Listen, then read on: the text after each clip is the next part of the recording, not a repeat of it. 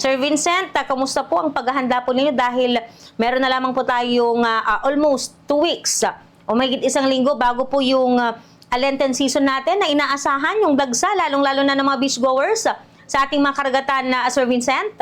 Opo, tama po kay Ma'am. Actually, last week po, tayo po ay dumalo na sa regional PIDRA na sinagawa po ng Office of the Civil Defense, and by next week po dito po sa ating probinsya, sa aming opisina ay magko-conduct na rin po tayo ng pre-disaster risk assessment. Kasama po natin yung ating mga national offices at provincial offices, yung ating response cluster, and by Wednesday or Thursday next week po ay maaari na po tayong magtaas ng alert status from white to blue alert status.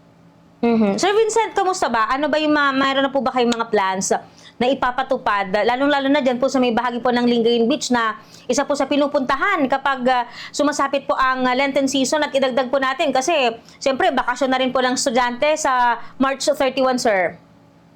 Opo, tama po kayo dyan. Actually, ma'am, before pa mag-conduct ng PIDRA next week, kami po ay nagkaroon na ng initial na coordination sa iba't ibang ahensya, gaya po ng yung ating mga counterpart na MDRMO, lalong doon sa mga nasa coastal area ng kanilang AOR. Gayon din po yung ating DLG. Kami po ay patuloy na nakipag-ugnayan sa kanila regarding naman po ito sa mga drowning incidents sa iba't ibang ilog, sa iba't ibang barangay. Gayon din po yung ating mga Coast Guard at ang ating mga kasama sa PNP at Army. Kami po ay tuloy-tuloy na nakipag-coordinate para sa kanilang preparation. Sir Vincent, alam po natin yan kapag sumasapit po yung ganitong panahon, lalo na kapag Lenten season, may mga naitatalaw po mga zoning incident, no? Meron ba kayong mga ipagbabawal para po agad na malaman ng ating mga listeners and viewers o yung mga dapat nating iwasan para maiwasan yung ganitong klase po ng mga insidente ho?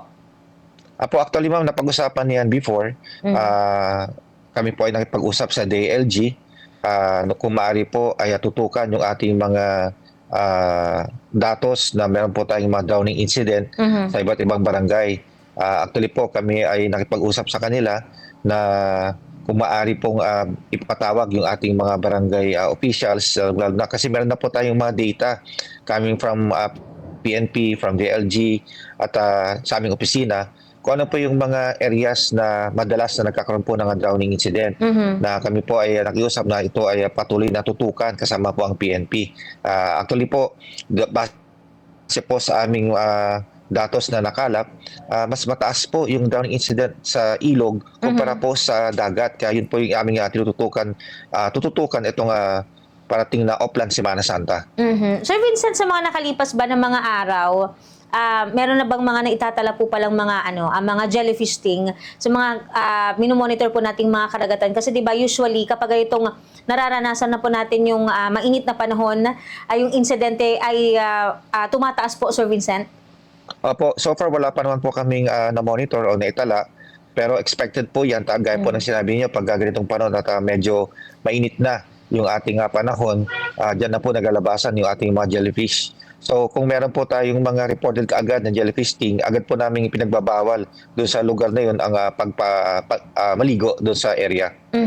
Para po sa kalaman po ng ating mga listeners and viewers, sir, para kung sakali na sila po ay mabiktima po nito, ano ba yung mga dapat na pangunahing gawin para maiwasan yung mas malalang epekto po nito, sir? Yes po, pag kayo po ay nakagat o nagkaroon ng sting sa jellyfish, usually po yan po ay magkakaroon ng rashes, makati. And at the same time, worst case scenario po, pagka kayo ay nahirapang huminga. Ang first aid po natin dyan, pwede po tayong maglagay ng vinegar o hugasan kaagad po ng maligamgam na tubig. After that, para po kayo ay makasigurado, dalhin nyo po agad ito sa hospital para mabigyan po ng continuous na treatment. Sir Vincent, may mga naririnig tayo na kapag nabiktima ka ng jellyfish sting daw, dapat daw po itong ihian. Dapat ba itong gawin ng ating mga kababayan, sir?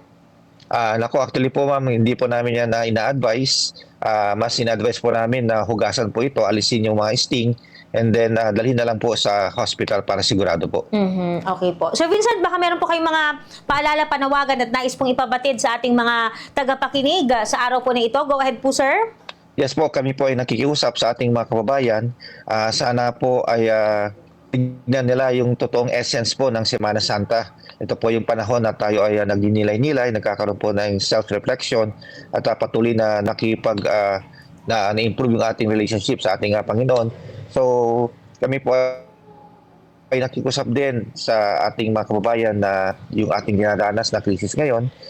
Kung maaari lamang po, kung hindi naman po importante yung inyong pupuntahan, ay manatili na lang po sana sa bahay, sa inyong matahanan. At kung kayo po ay lalabas at maliligo sa iba't ibang lugar, again, lagi po namin sinasabi yung ating mga basura, panatilin po nating malinis yung ating iba't ibang tourist area. And then, kailangan nyo din pong i-check yung ating mga protocols and guidance sa pinapatupad ng iba't ibang LGU para po sa inyong kaligtasan.